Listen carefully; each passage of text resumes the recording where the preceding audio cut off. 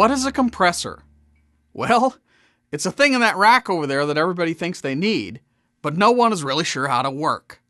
Or it might just be a mysterious button called dynamics on your digital mixer. It comes up as the second most popular thing I teach about when I do surveys. EQ is number 1. In the simplest terms, a compressor is an automatic volume control designed to quickly lower the peaks of a sound. I know you can configure some compressors to expand peaks up too, but if you already know that, you don't really need to watch this video. This video covers the basics of what a compressor is and why you use them. Anyway, a compressor has controls for changing the peaks of sound. And to do it so quickly, you can't hear it. Well, supposedly. This has the effect of limiting the dynamic range of the sound you're compressing. I've noticed in a lot of churches, what the sound techs think the compressor is for is to control the volume of the entire sermon, so they don't have to touch the faders for an hour while they drink their coffee. That's not what they're for. They're really used to help voices and instruments sound more even, which helps them to be heard better in a mix.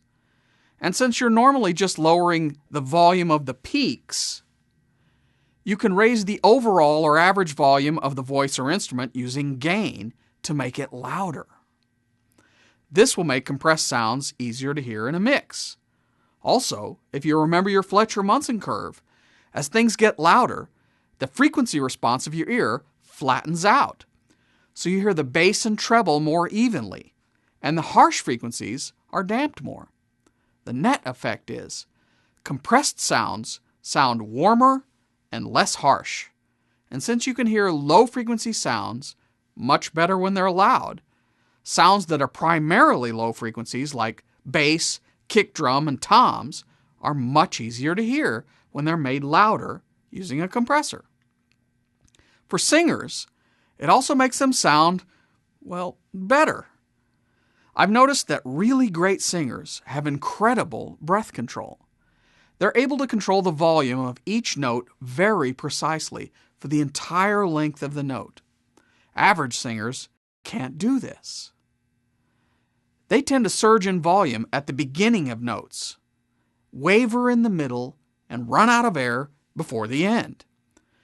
It's almost subconscious, but you perceive that kind of singing to be uncontrolled, weak, and not as good.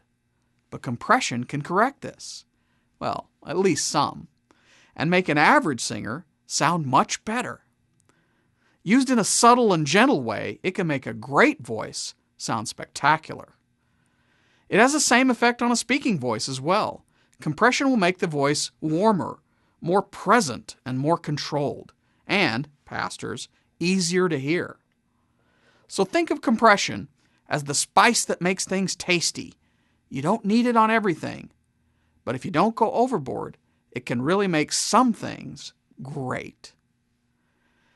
Now you have a good starting point for the videos describing the controls on a compressor and compression tips and techniques. I'm Greg Hill for AV Genius.